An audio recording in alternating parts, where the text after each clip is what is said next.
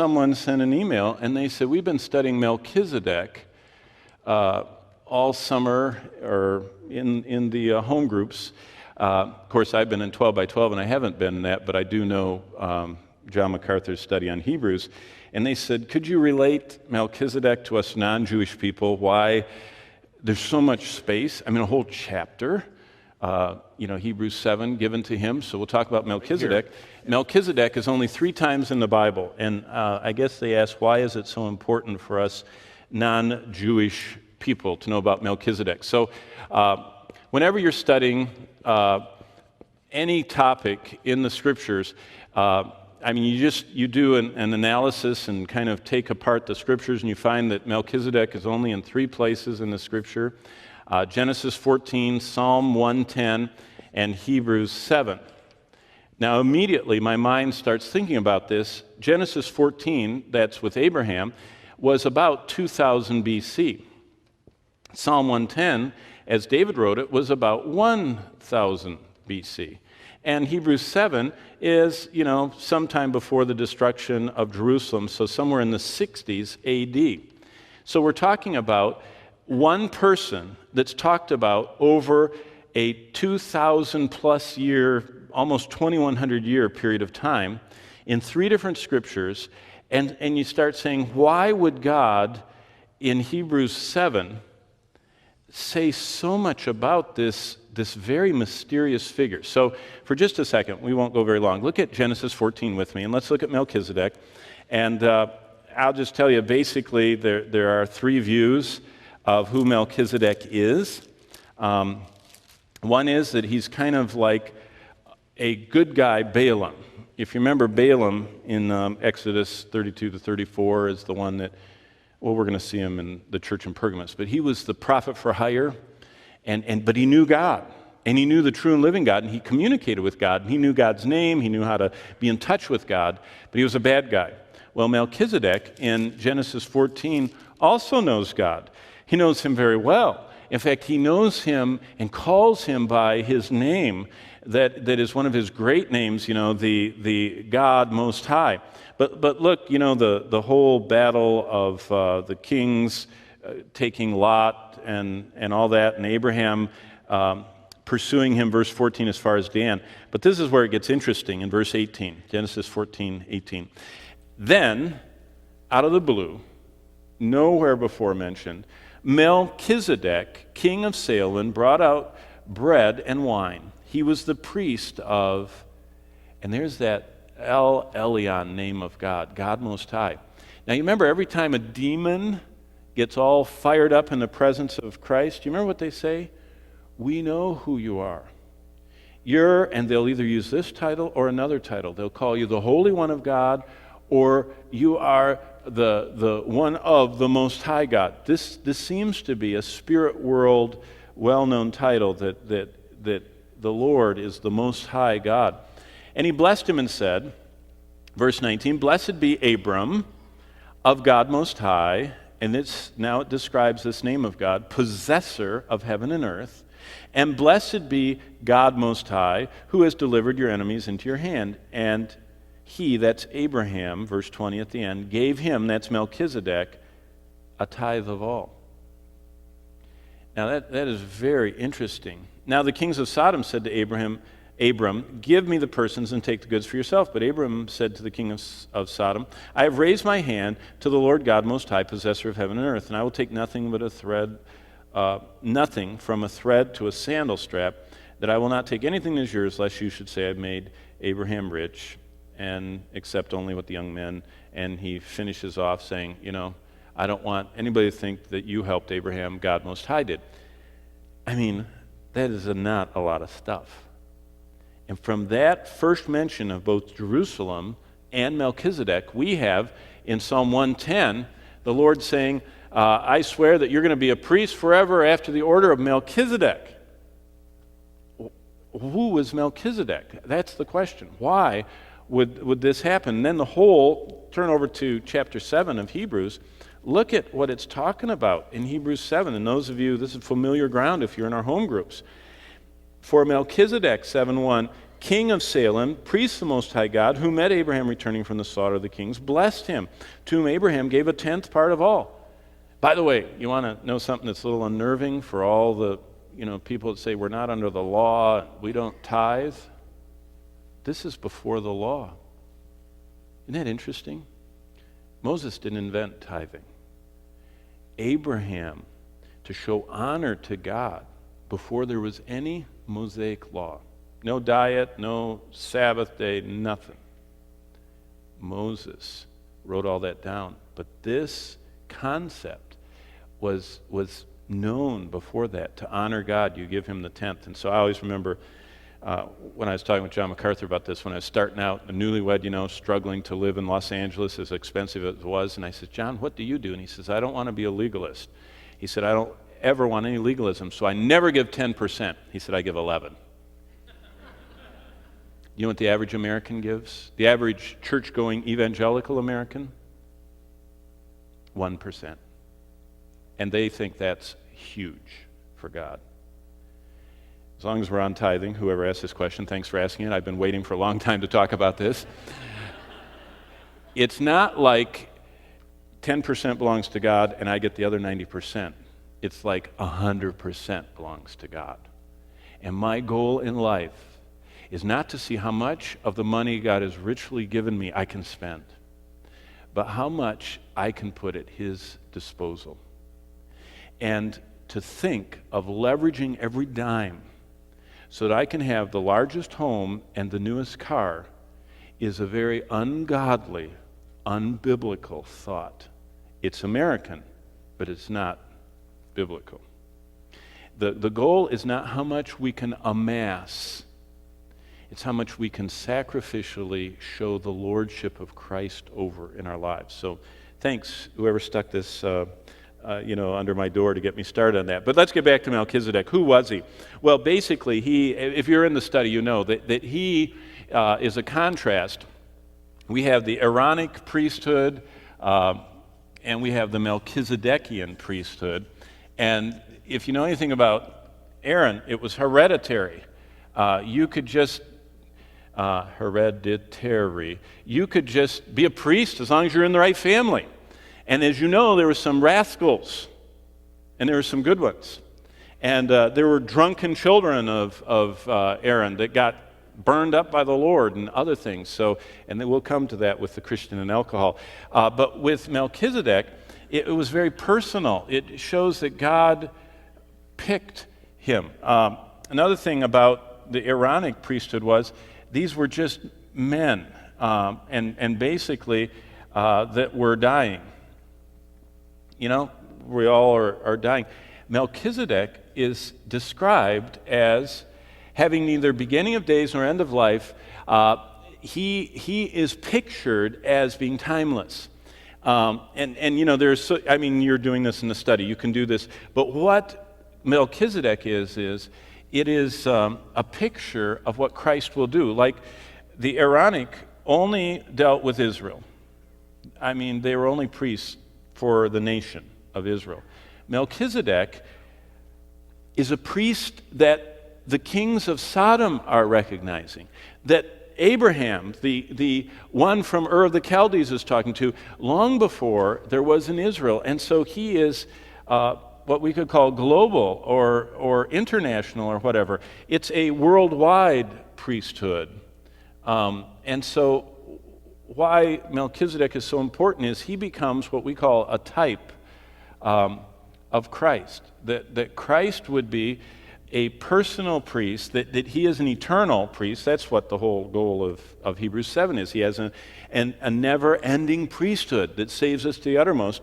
And he isn't just saving the Jews, even though Jesus said salvation is of the Jews, but he's also so loved the world. And so you can do the rest of the study, but I still haven't answered who was he. And so there are three views of that, and I will just briefly tell you what they are, and I'll tell you the one I like. Melchizedek could be one of three things. Either he could be a good Balaam. In other words, some pagan that came to know the Lord and knew access. So he was kind of like a good priest that knew God, but predates any revelation that's written down. And that's a view of some. We still don't know where Balaam came from. Balaam knew how to get directly in touch with God, which few people in the Bible knew. So Balaam is a mystery. The one thing about Balaam, though, is Balaam wanted to, by his own words, he says, "Let me die the death of the righteous." He says that. But you know what? He didn't want to live the life of the righteous. And so Balaam is forever a picture of someone that's talk but didn't possess. That he talked about God.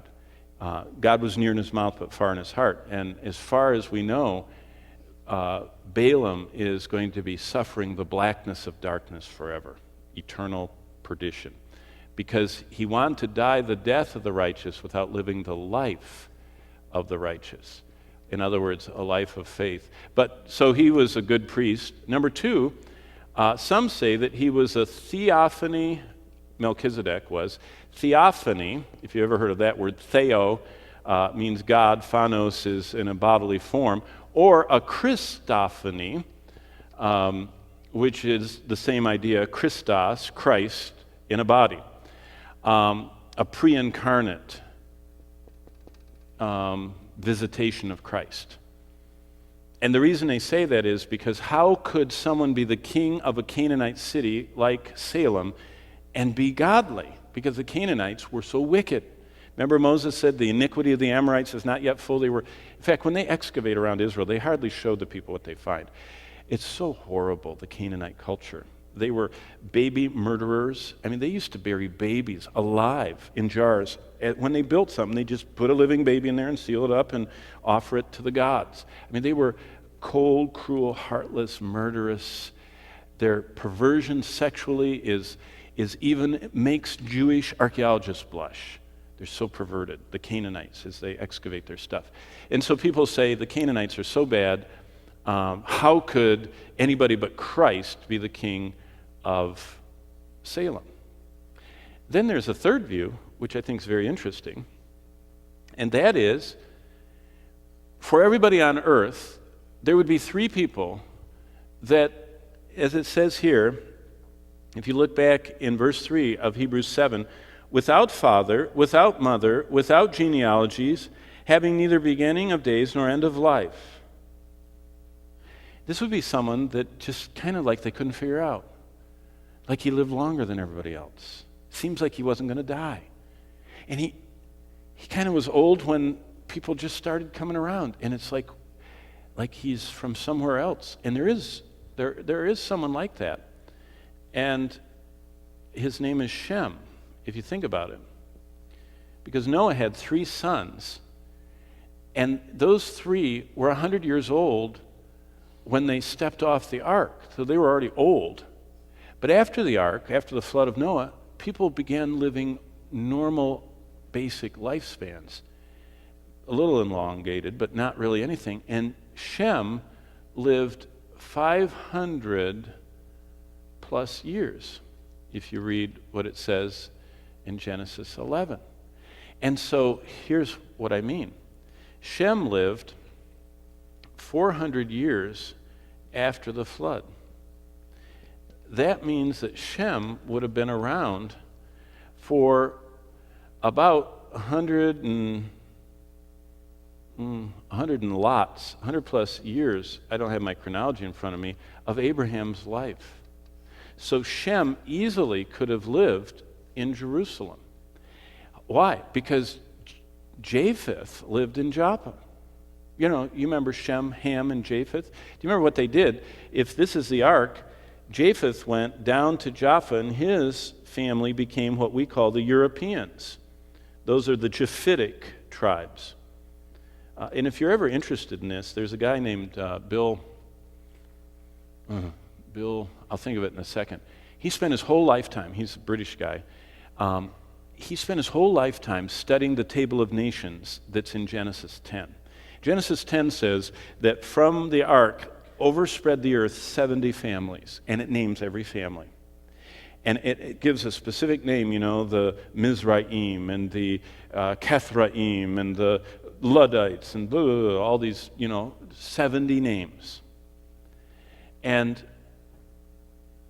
Japheth's family, Ham's family, they went south.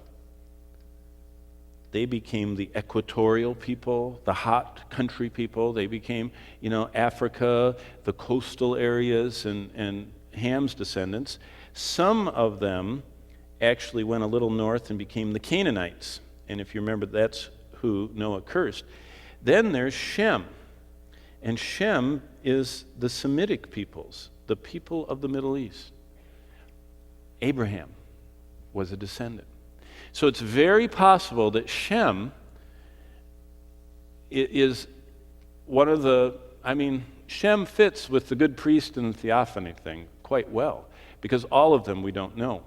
But it's very interesting that if you do the chronology, it appears that Shem died the same year as the 127-year-old Sarah died. And so if you know anything about Abraham's life, he must have really mourned that year, because he lost possibly this person that knew God from before the flood and told him about, Noah. And Noah would have known all the way back, through his relatives, would have known and heard of Adam. And so this touch all the way to creation, Shem would have brought all the way here to Abraham's life. But this book that's written is fascinating, because this man, Bill, whatever his name is, his book is called After the Flood. That's the title of it, After the Flood. And if you're one of these people who likes to read intriguing stuff, he spent 30 years of his life systematically going through the archives of Denmark, of Scotland, of England, of Germany, of Italy, of Spain, and then he went to the Middle East, and he went through Turkey's and Syria's, and he spent, and he finished this book in the 70s, and it used to be sold by Institute of Creation Research, because it's so fascinating. What he found is every one of the 70 families that are listed in Genesis 10, every one of them you can find in the royal archives of these countries, exactly spelled the same. Now, these people don't study the Bible. They don't even believe the Bible, and they don't even care what's in their archives. But the earth is not as old, and that will get up to this question here. The earth is not as old as a lot of people think, because Shem most likely knew Abraham. Shem's dad most likely had first-hand accounts of Adam. And it's very possible Shem was Melchizedek, because he would have known the Lord. And he would have appeared to be, verse 3, he would have appeared to be without father, without mother, without genealogy, having neither beginning of life nor end of days, but made like the Son of God. So that's a possibility. Probably the one that most theologians favor would be this middle one. And then others are here and others are here. But that's why Melchizedek is here, to show the type of the perfection of Christ's priesthood. But who he was, this gives you an example of what theologians do when they have very little to work with. Genesis 14 is only that long. But if you do the math, and there's no reason to believe that the Bible means anything other than it says, that Shem lived after the flood about 400 years, and so he would have been synonymous or contemporary with Abraham.